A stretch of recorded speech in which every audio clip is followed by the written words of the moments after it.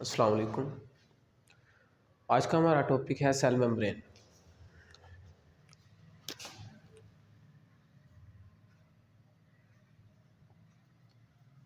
Cell membrane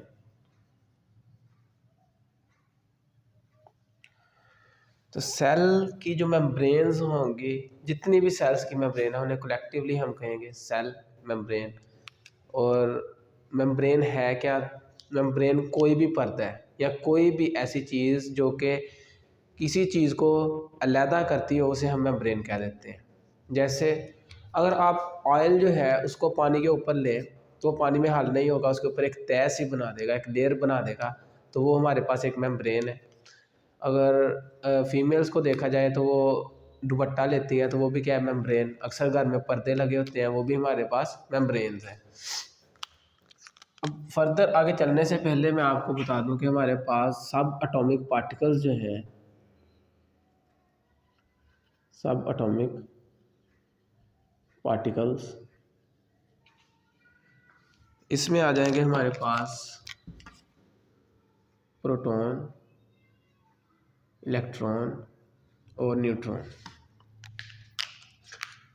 अब हम देखेंगे कि सेल हमारे पास बेसिकली किस मराहल से गुजरता है एक पूरा सेल बनने के लिए, या किन किन चीज़ों के मिलने से हमारे पास एक सेल बनता है। सब एटॉमिक पार्टिकल्स मिलते हैं तो हमारे पास एटम बनता है। एटम जो है ये मिलते हैं तो हमारे पास मॉलिक्यूल्स बनते हैं। तो मॉलिक्यूल हमारे पास दो किस्म के हैं। जिनका मॉलिक्यूलर वेट कम होता है उसे हम कहते हैं माइक्रो मॉलिक्यूल, और जिनका मॉलिक्यूलर वेट ज़्यादा होता है उन्हें हम कहते हैं मैक्रो मॉलिक्यूल।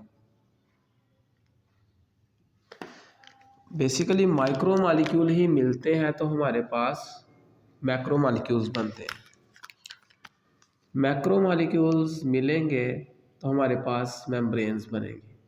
तो आज का हमारा टॉपिक है मेम्ब्रेन्स, कि मेम्ब्रेन्स क्या होती हैं।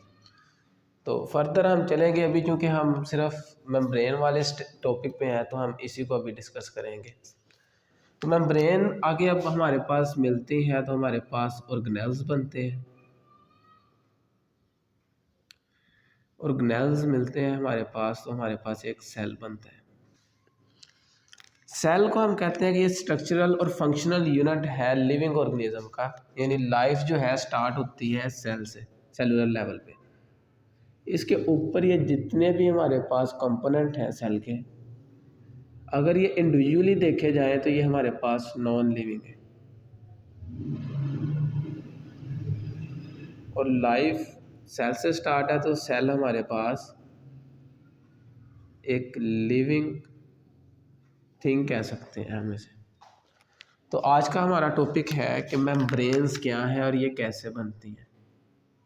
Today's topic is what is membrane, और चूँकि ये सेल की हैं इसलिए हम इन्हें कहेंगे सेल मेम्ब्रेन्स। सेल मेम्ब्रेन हमारे पास, अगर हम एक सेल का स्ट्रक्चर देखें, एक जनरलाइज सेल का,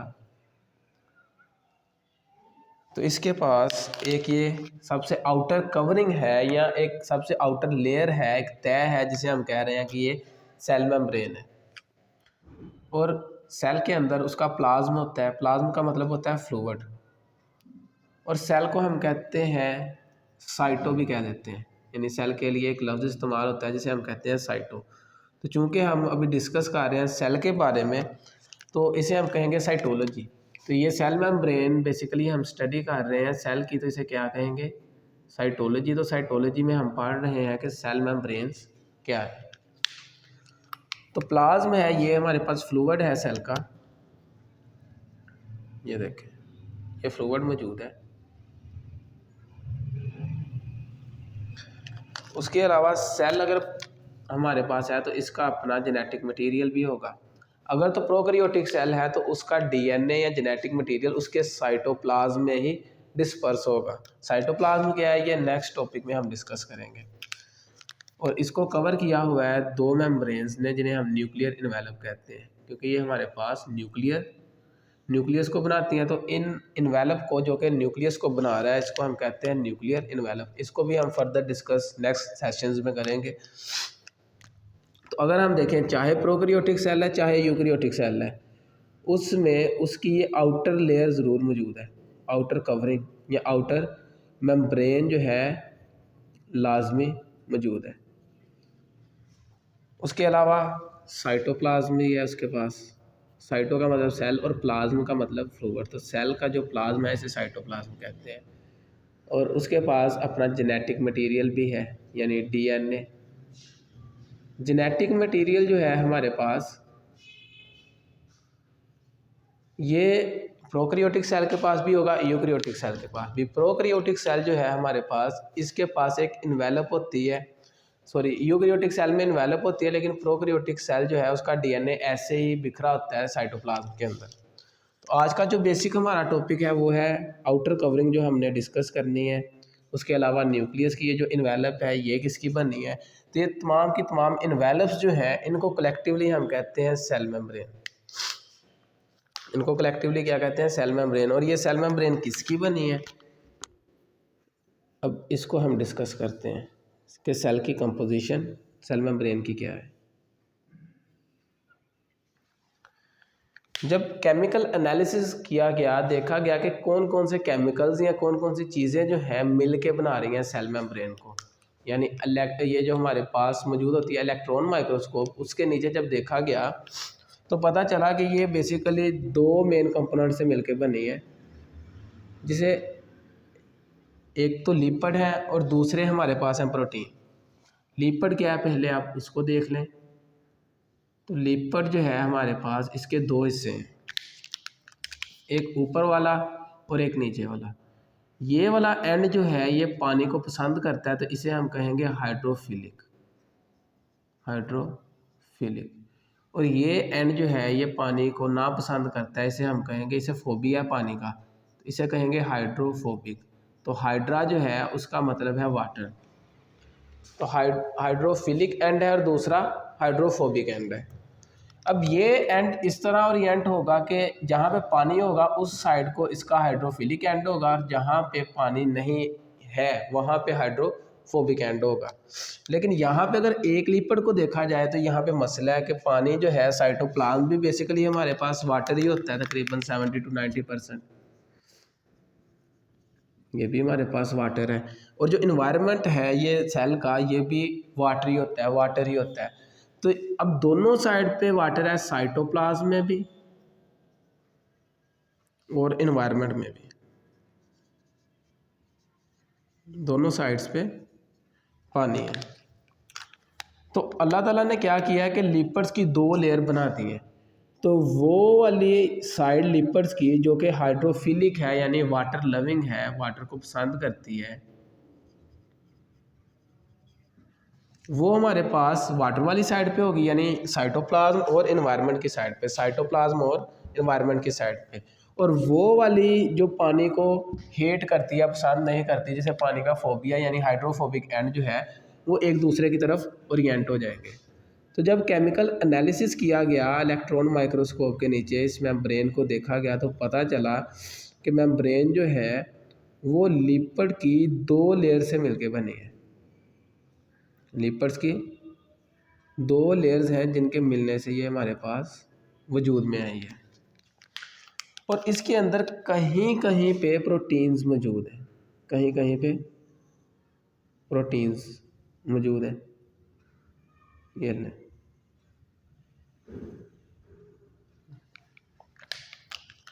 और इसी तरह फर्दर जो है हमारे पास ये लिपिड की लेयर है। तो जिस तरह पानी के ऊपर ऑयल की तह बन जाती है, सेम उसी तरह इधर भी पानी है और इधर भी पानी है। तो इनके दरमियान जो है ऑयल की या लिपिड की हम कह सकते हैं एक तह बन गई है।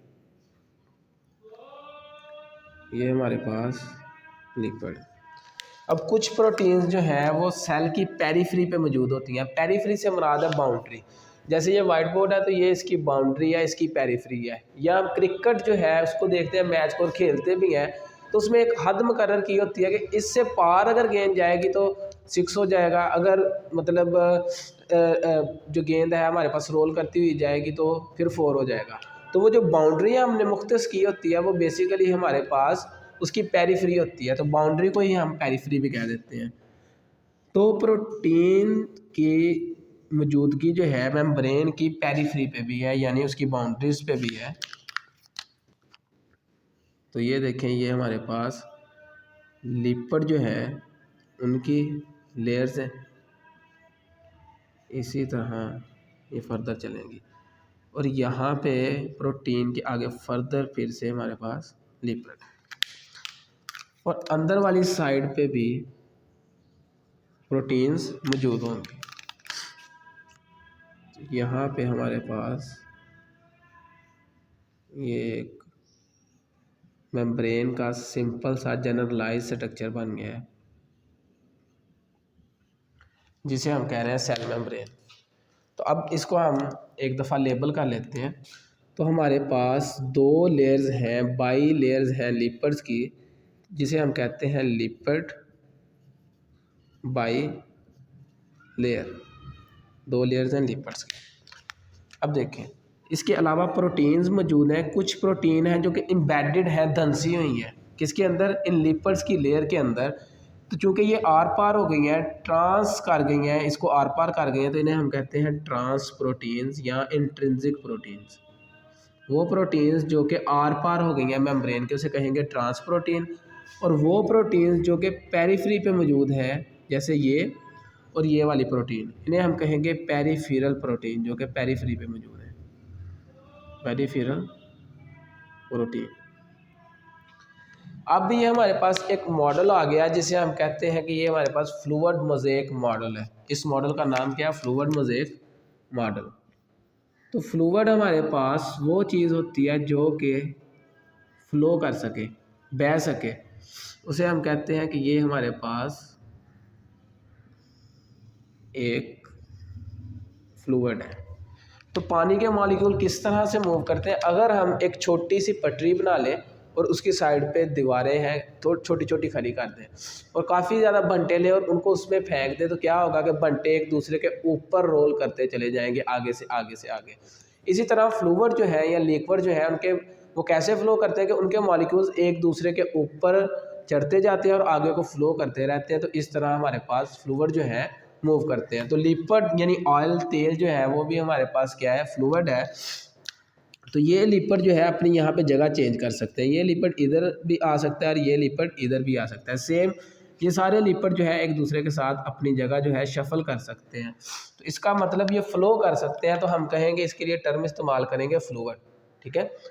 और मोज़ेक का मतलब होता है कि कहीं कहीं कहीं कहीं मौजूद होना। तो जैसे प्रोटीन यहाँ पे कहीं कहीं पे मौजूद है, तो यहाँ पे मोज़ेक लफ्ज़ इस्तेमाल हुआ है प्रोटीन के लिए। तो इस मॉडल को हम कहते हैं फ्लूइड मोज़ेक मॉडल। तो फ्लूइड जो है वो लफ्ज़ इस्तेमाल हुआ है लिपिड्स की बाइलेयर के लिए, लिपिड बाइलेयर के लिए, और जो मोज़ेक है ये लफ्ज़ इस्तेमाल हुआ है प्रोटीन के लिए। अब लिपिड चूँकि फ़्लो कर सकते हैं, बह सकते हैं, तो इससे एक और नुकसान हो गया कि हमारी जो मेम्ब्रेन है उसकी शक्ल जो है कांस्टेंट नहीं रहेगी, क्योंकि मॉलिक्यूल्स जो हैं वो आपस में बहते रहेंगे। ये जो लिपिड के मॉलिक्यूल्स हैं, चूँकि ये बहते रहेंगे आपस में, तो इसकी शेप मेंटेन नहीं रहेगी। अल्लाह ताला ने क्या किया कि एक और किस्म के यहाँ पे फैट्स की किस्म है, जिसे है या हम लिपिड की किस्म कह सकते हैं, जिसे हम कोलेस्ट्रॉल कहते हैं। तो बहुत कम तादाद में, लेकिन कहीं कहीं कोलेस्ट्रॉल के मॉलिक्यूल्स भी मेम्ब्रेन के अंदर मौजूद होते हैं। यहाँ पे मैं रेड कलर में शो कर रहा हूँ कोलेस्ट्रॉल के मॉलिक्यूल्स को। अब चूँकि ये लिपिड की बिल्कुल बेस के ऊपर मौजूद है, तो ये लिपिड जो है हमारे पास, यानी कि जहाँ पे लिपिड मिल रहे हैं, तो अब ये मुमकिन नहीं है कि ये लिपिड इधर से अपनी जगह को इसके साथ एक्सचेंज कर सके, ये कभी भी मुमकिन नहीं है। तो इन कोलेस्ट्रॉल के मॉलिक्यूल्स का क्या फ़ायदा हुआ कि इनकी वजह से यानी लिपिड आप मूव नहीं कर सकते, तो थोड़ी सी रिजिडिटी मिल जाएगी हमारी इन सेल मेम्ब्रेन्स को। तो जहाँ पे कोलेस्ट्रॉल के मॉलिक्यूल मौजूद होंगे वहाँ से लिपिड अपनी जगह चेंज नहीं कर सकते, यानी ये लिपिड आप फ्लो करने की काबिलियत खो बैठे हैं इस कोलेस्ट्रॉल के मॉलिक्यूल की वजह से। तो यहाँ पे ये अपनी जगह चेंज नहीं करेंगे, तो मेम्ब्रेन की जो स्ट्रक्चर है वो थोड़ा सा कम फ्लेक्सिबल हो जाएगा और कम यानी कि फ्लूइडिटी जो है उसकी कम हो जाएगी और ये इलास्टिक रहेगा। उम्मीद है इस चीज़ की समझ आ गई होगी। तो यहाँ पे कभी कभी हमारे पास मॉलिक्यूल्स होते हैं कार्बोहाइड्रेट्स के, या सिंपली अगर आप जानना चाहते हैं कि कार्बोहाइड्रेट क्या है तो आप ग्लूकोज के मॉलिक्यूल को देख सकते हो, वो हमारे पास कार्बोहाइड्रेट है। तो कार्बोहाइड्रेट के मॉलिक्यूल कुछ लिपिड्स के साथ अटैच होते हैं। तो जब भी हमारे पास एक मॉलिक्यूल दूसरे मॉलिक्यूल के साथ मिलता है तो एक नया मॉलिक्यूल बना देता है। यहाँ पे ये डॉटेड लाइन में मैंने शो कर दिया है, बल्कि रेड से शो कर देता हूँ। यहाँ पे ये डॉटेड लाइन, दो मॉलिक्यूल्स मिले मैक्रो मॉलिक्यूल्स और नया मॉलिक्यूल बन गया। इनके कॉन्जुगेशन से, इनके जुड़ने की वजह से जो नया मॉलिक्यूल बना है उसको हम नाम देते हैं कॉन्जुगेटेड मॉलिक्यूल्स। Conjugated molecules. तो यहाँ पे जो हमारे पास कॉन्जुगेटेड मॉलिक्यूल है वो किसके मिलने से बना है? ग्लाइकन के यानी कार्बोहाइड्रेट के और लिपिड के मिलने से। तो जो ग्लाइकन और लिपिड के मिलने से हमारे पास मॉलिक्यूल बनेगा उसे हम कहेंगे ये हमारे पास बेसिकली है ग्लाइकोलिपिड। ग्लाइको से मुराद ग्लाइकन यानी कार्बोहाइड्रेट और लिपिड जो है उससे मुराद लिपिड। तो दोनों के मिलने से जो नया कॉन्जुगेटेड मॉलिक्यूल बना है उसे हम कहेंगे ग्लाइकोलिपिड। इसी तरह कार्बोहाइड्रेट के मॉलिक्यूल्स कभी कभी अटैच होते हैं प्रोटीन्स के साथ, प्रोटीन्स के साथ अटैच होंगे, ये देखिए। तो सोचें इसका नाम क्या होगा, क्विकली जल्दी जल्दी से सोचें। ग्लाइकन जो है ये अटैच हो गया प्रोटीन के साथ, तो इस कॉन्जुगेटेड मॉलिक्यूल का क्या नाम होगा? उम्मीद है आपने जहन में सोच लिया होगा। इसका नाम है ग्लाइकोप्रोटीन। तो ये हमारे पास दूसरा कॉन्जुगेटेड मॉलिक्यूल है जो कि सेल मेम्ब्रेन के अंदर मौजूद होता है या उसका कंपोनेंट है। अब ग्लाइकोलिपिड और ग्लाइकोप्रोटीन जो है हमारे पास, इनको कलेक्टिवली हम एक नया नाम देते हैं ग्लाइकोकैलेक्स। ग्लाइकोकैलेक्स। तो ग्लाइकोकैलेक्स क्या है कि ग्लाइकोलिपिड और ग्लाइकोप्रोटीन को कलेक्टिवली हम क्या कह रहे हैं? ग्लाइकोकैलेक्स। और ग्लाइकोकैलेक्स हमारे पास सेल के फिंगरप्रिंट के तौर पे इस्तेमाल होता है। यानी जिस तरह हर शख्स का अपना फिंगरप्रिंट यूनिक है, किसी दूसरे शख्स के साथ हमारा फिंगरप्रिंट नहीं मैच करता, तो यहाँ पे पता नहीं कि अरबों की तादाद में हमारे पास पॉपुलेशन है, इवन के बिलियंस की तादाद में हमारे पास पॉपुलेशन है ह्यूमन की, और हर एक का फिंगरप्रिंट दूसरे से अलग है। तो हम एक शख्स को दूसरे से अलग करने के लिए किस चीज़ को यूज़ करते हैं? अपने फिंगरप्रिंट को मेनली यूज़ करते हैं। तो एक सेल को दूसरे सेल से अलग करने के लिए ग्लाइकोकैलेक्स को देखा जाएगा। तो एक ख़ास किस्म के सेल का ग्लाइकोकैलेक्स ख़ास किस्म का होगा और दूसरे किस्म के सेल्स का ग्लाइकोकैलेक्स उस ख़ास किस्म का होगा।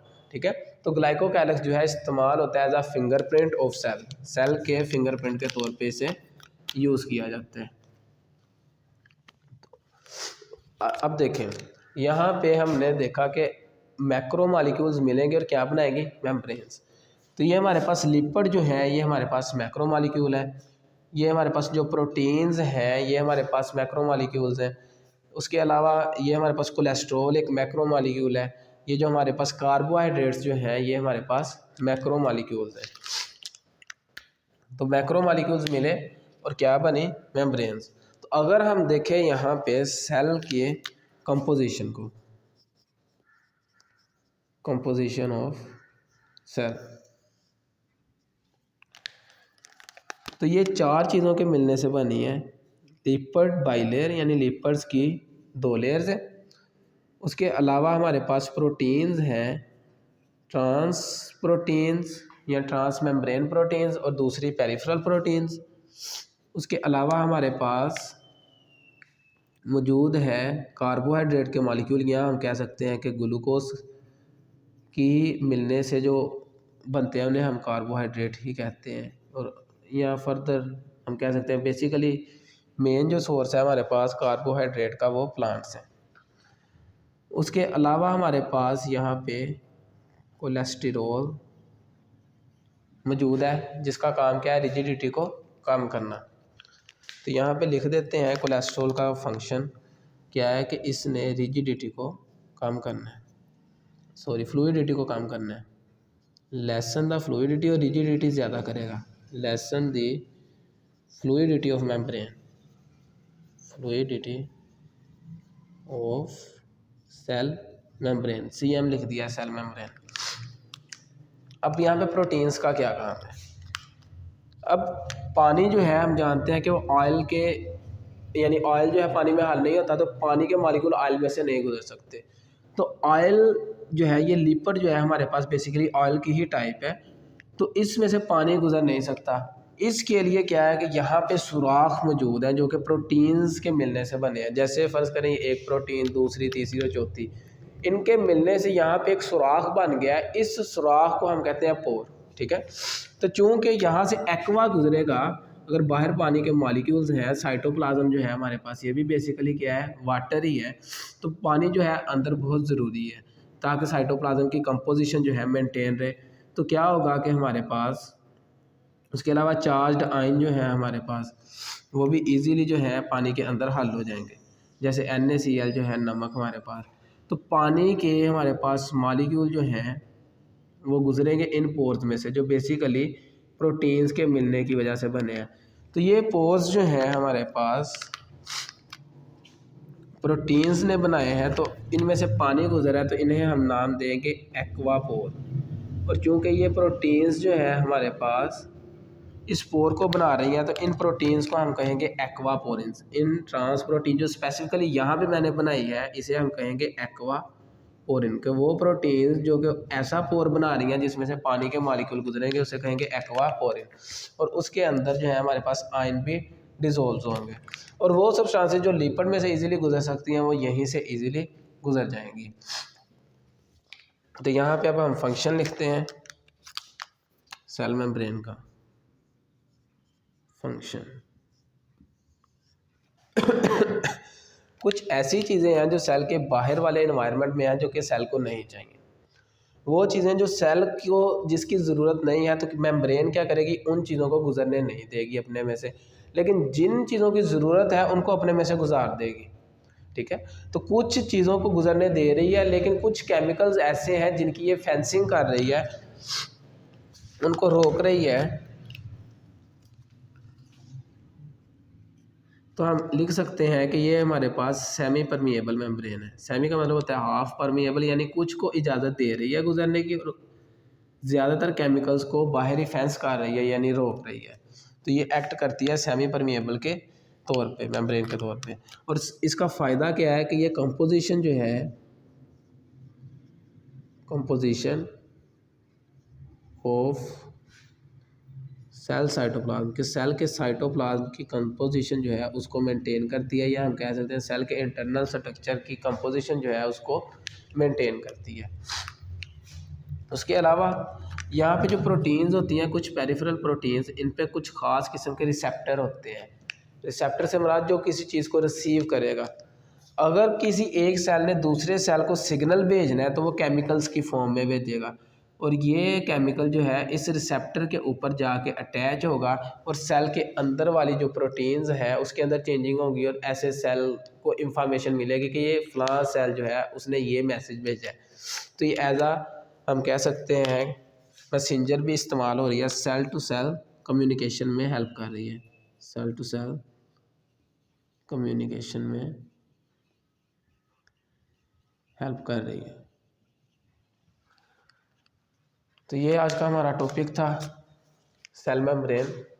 और सेल मेम्ब्रेन के लिए जो ज़्यादा माना जाता है मॉडल वो क्या है, फ्लूइड मोज़ेक मॉडल। तो फ्लूइड जो लफ्ज़ है वो इस्तेमाल हुआ है लिपिड के लिए, जो कि 2 लेयर्स हैं लिपिड की, लिपिड बाई लेयर, और मोज़ेक लफ्ज़ इस्तेमाल हुआ है प्रोटीन के लिए, यानी कहीं कहीं पे प्रोटीन मौजूद है। तो इस मॉडल को हम कहते हैं फ्लूइड मोज़ेक मॉडल। इसके अलावा इसके अंदर कोलेस्टेरॉल के मॉलिक्यूल्स भी हैं, कोलेस्टेरॉल और कार्बोहाइड्रेट के मॉलिक्यूल्स भी हैं। तो ये हमारा आज का टॉपिक था। उम्मीद है कि आपको इसकी समझ आई होगी। अच्छी उम्मीदों के साथ आपसे इजाज़त लेता हूँ, और इन चीज़ों को आप एक दफ़ा समझ लें और फिर आहिस्ता आहिस्ता जो है ये कवर होती रहती हैं। अल्लाह हाफिज़।